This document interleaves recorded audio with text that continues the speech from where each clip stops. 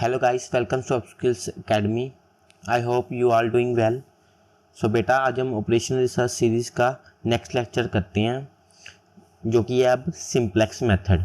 ठीक है, अभी तक अगर आपने जितने भी लेक्चर किए हैं ना, वो बेसिकली आपके वो बेसिक था, या आप ये कह लो कि वो +2 के भी थे, क्योंकि अगर आपने नॉन मेडिकल रखी होगी तो वो +2 में भी ये मेथड आते थे। बट आपका जो ग्रेजुएशन या पोस्ट ग्रेजुएशन वाला जो काम है ना, वो अब आपका शुरू हो रहा है। बेसिकली इस मेथड से आपका शुरू हो रहा है।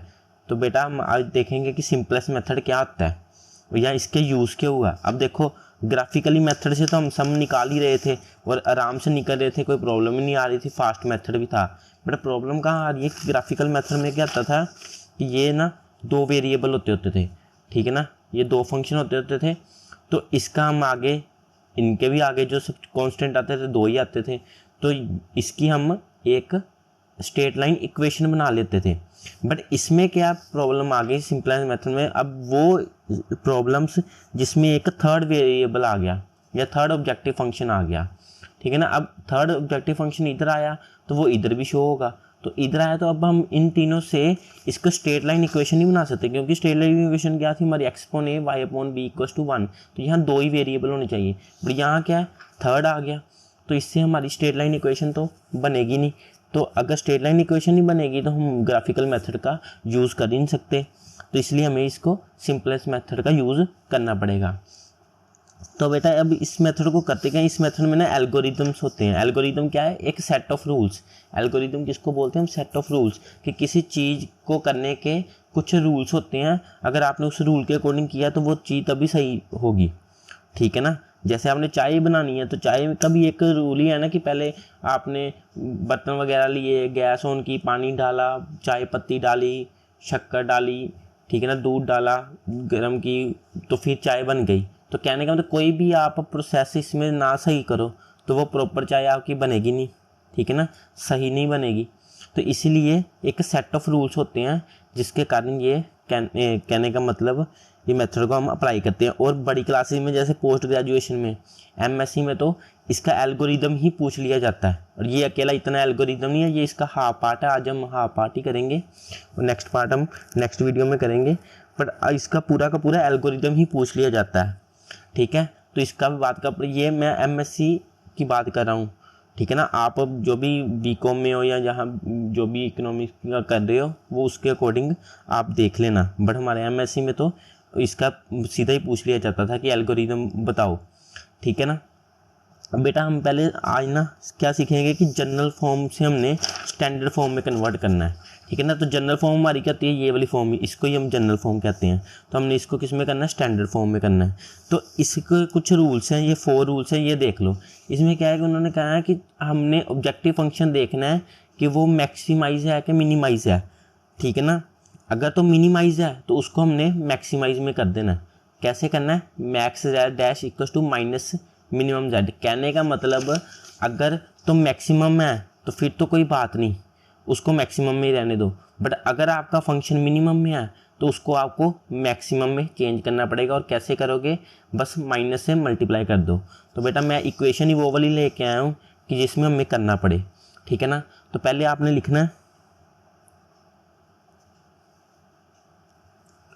Converting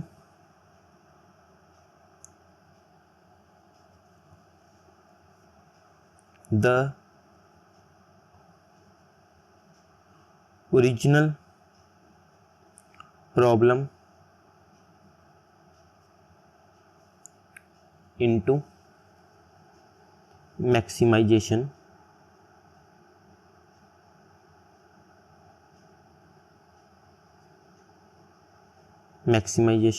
problem. अब मैक्सिमाइजेशन प्रॉब्लम में करना है इस ओरिजिनल प्रॉब्लम को, तो क्या करेंगे, मैक्स जेड डैश लिख देंगे और सिंपली क्या करना हमने, बस इस इक्वेशन को माइनस से मल्टीप्लाई कर देना। तो माइनस से मल्टीप्लाई करोगे तो क्या आएगा, 3x1 minus 4x2 minus x3। ठीक है, ये चीज़ आ गई, इतना हमने कर लिया, पहला स्टेप हमारा कंप्लीट हो गया। अब बेटा देखना कि आपने देखना कि आपके जो डिसीजन वेरिएबल हैं सारे वो ग्रेटर देन 0 हैं।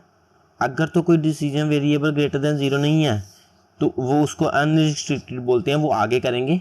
अभी तो ये ग्रेटर दैन जीरो ही है। ये देखो ये आपका decision variable x1 x2 x3 ये सारे क्या है ग्रेटर दैन जीरो है। तो यहाँ तक तो आपका ठीक है, ये आपका सेकंड स्टेप भी हो गया, ठीक है ना। अब थर्ड देखो, ये जब आगे आएगा अनरिस्ट्रिक्टेड वाला सम तब हम इसको समझेंगे।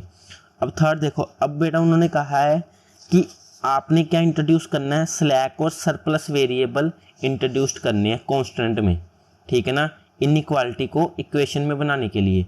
अगर तो लेस देन है तो स्लैक वेरिएबल ऐड कर दो, अगर ग्रेटर देन है तो सरप्लस वेरिएबल ऐड कर दो। ये मैं आपको समझाता हूँ कैसे। देखो अब आपकी पहला सब्जेक्ट कॉन्स्टेंट क्या है, ये x1 plus 2x2 plus 3x3।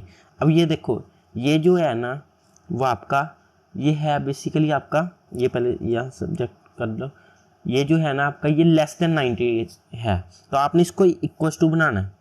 अब कहने का मतलब ये आपका पूरी चीज़ लेस देन है या इक्वल्स टू हो सकती है, ये लेस देन ही मान के चलो कि ये लेस देन है 90 से, तो आप इसको इक्वल बनाने के लिए क्या करोगे, इसमें कुछ ना कुछ ऐड ही करोगे, ठीक है ना। अगर कोई चीज़ कम है तो उसको ज़्यादा बनाने के लिए, कोई वैल्यू उससे बड़ी है तो उस तक पहुंचने के लिए हमें कुछ ऐड ही करना पड़ेगा। तो हम यहाँ क्या है कुछ ना कुछ हमें ऐड करना पड़ेगा तभी ये बराबर होगी। तो हम मान के चलते हमने क्या ऐड कर लिया S1, हमने क्या ऐड कर लिया S1। तो इसको अब इनइक्वालिटी हटा के हम यहाँ 90 लिख सकते हैं। सिमिलरली नेक्स्ट में भी करो। अब 2x1 है और इसको बेटा स्लैक वेरिएबल बोलते हैं जब हम प्लस करते हैं x2 और x3। अब देखो इसमें भी क्या है, ये पूरी टर्म लेस देन 60 के बराबर है। कहने का मतलब कुछ ना कुछ यहाँ हमें ऐड करना पड़ेगा तभी जाके ये इक्वल्स टू 60 होगा। तो हम क्या इसमें ऐड क्या कर देंगे, S2 ऐड कर देंगे, ठीक है। तो इधर इनइक्वालिटी का साइन हटा के 60 कर दिया। अब थर्ड में देखो, थर्ड में मैं बेटा सम ही वैसे लाऊं कि आपके दोनों चीज़ें कवर हो जाएं। अब देखो 2x3 है, अब देखो इसमें क्या है ग्रेटर देन का साइन है कि ग्रेटर देन इक्वल्स टू 80। अब कहने का मतलब ये वाला पोर्शन जो है ना वो बड़ा है और ये पोर्शन छोटा है। तो ये पोर्शन अगर बड़ा है तो इसको आपने इसके बराबर करना है, इक्वल्स टू का साइन बनाना हमने, तो इसके बराबर करना है। अब बराबर करने के लिए कैसे करोगे, अब ये तो बड़ा है तो इसको बराबर करने के लिए कुछ ना कुछ आपको क्या है माइनस करना पड़ेगा। तो आप क्या कर दो, इसमें कुछ ना कुछ माइनस कर दो। तो हम माइनस क्या कर देंगे, एक S3 वेरिएबल ले लेंगे उसको माइनस कर देंगे, ठीक है। तो इसको इक्वल टू करके 80 लिख देंगे। इतना क्लियर है। अब बेटा ये क्या है हमारा x1 x2 और x3 तो हमारे ग्रेटर देन 0 थे ही, तो हमने साथ में क्या लिख देना कि S1 and S2 are slack variable. जो हम ऐड करते हैं उनको स्लैक वेरिएबल बोलते हैं और जो हम माइनस करते हैं उसको सरप्लस वेरिएबल बोलते हैं, ठीक है ना। S3 is surplus variable. Surplus का मतलब होता है ना ज़्यादा, ठीक है ना, जितना चाहिए उससे ज़्यादा सरप्लस है हमारे पास वो चीज़, ठीक है ना। तो इसलिए हमने उसको माइनस कर दिया। तो S3 is a surplus variable with cost 0। इनकी कोस्ट क्या है 0 है, ये जरूर लिखना है कि विद कोस्ट 0। अब बेटा जैसे ही आपने यहाँ लिख दिया ना ये चीज़, आपने ऊपर जाना है ये मेन इक्वेशन पे जो आपने बनाई होगी इसमें जाना।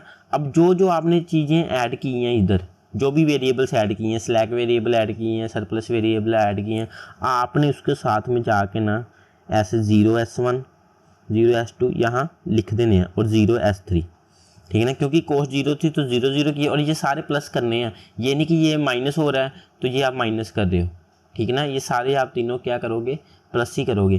तो आपने 0S1 0S2 और 0S3 प्लस कर दिया, ठीक है, विद कोस्ट 0। अब बेटा ये हमारा क्या था कि ये हमारी अब ये क्या एक स्टैंडर्ड फॉर्म बन गई। तो इसमें क्या था जनरल टू हमने स्टैंडर्ड फॉर्म बना ली। तो इसमें 4 स्टेप थे, हम दोबारा देख लेते हैं। पहले तो हमने इक्वेशन को देखना है कि ये मिनिमाइज्ड है कि मैक्सिमाइज है, ठीक है ना। अगर तो ये मिनिमाइज है, अगर तो मैक्सिमाइज है फिर तो कुछ करने की जरूरत नहीं है, बट अगर मिनिमाइज है तो उसको हमें चेंज करना पड़ेगा मैक्सिमाइज में। कैसे चेंज करेंगे, इस पूरी टर्म को माइनस से मल्टीप्लाई करके। तो माइनस हो गया, उसके बाद हमने बेटा डिसीजन वेरिएबल देखने हैं। डिसीजन वेरिएबल कि ये हमारे x1 x2 x3 सारे पॉजिटिव हैं, ठीक है ना, ये सारे पॉजिटिव हैं, ठीक है ना, ये भी स्टेप हो गया। अब थर्ड देखना हमने कि इसमें जो इनइक्वालिटी दूर करनी है हमने इसमें, तो इनइक्वालिटी दूर कैसे करेंगे, हम स्लैक वेरिएबल या सरप्लस वेरिएबल को ऐड सब्ट्रैक्ट करेंगे, ठीक है ना। अगर हमने कोई लेस देना है तो हमें स्लैक वेरिएबल ऐड करना है, और अगर ग्रेटर देना है तो हमने माइनस कर देना सर्प्लस वेरिएबल को, जैसे यहाँ हमने किया, ठीक है ना। तो इसमें इनइक्वालिटी हटाकर हमने क्या कर दिया, इक्वल टू का साइन डाल दिया, और साथ में ये लिख दिया, साथ में S1 और S2 आर स्लैक वेरिएबल और S3 are surplus variable with cost 0। और जैसे ही आप इसको कर दो, ये तीनों चीज़ें जितनी भी आपने लिखी होंगी ये आपने ऊपर मेन इक्वेशन में आपने लिख देनी है। तो ये आपकी बेटा general form to standard form में ये कन्वर्ट होगी। ये इसका था फर्स्ट पार्ट। इसका एक सेकंड पार्ट भी है कि आगे सम कैसे सोल्व करना है, ठीक है ना। ये सम बेटा लेंथी होते हैं, इसलिए ये एक दो पार्ट में ही हो, कहने का मतलब पार्ट में तो एक में ही करवा सकता हूँ, बट आपको पहले स्टार्टिंग में एक बार समझ आ जाए, फिर हम एक ही वीडियो में कर लेंगे। और ये सम की लेंथ बड़ी होती है, लेंथ ही काफ़ी होते हैं, ठीक है ना। ये जैसे इसका अब अगला ये एल्गोरिदम है कि कैसे आपने ऑप्टिमल फिजिबल सोल्यूशन निकालना है, ये हम अगले पार्ट में करेंगे। अभी के लिए हम इतना ही करते हैं। सो आई होप आपको समझ आ गई हो गई। Thank you.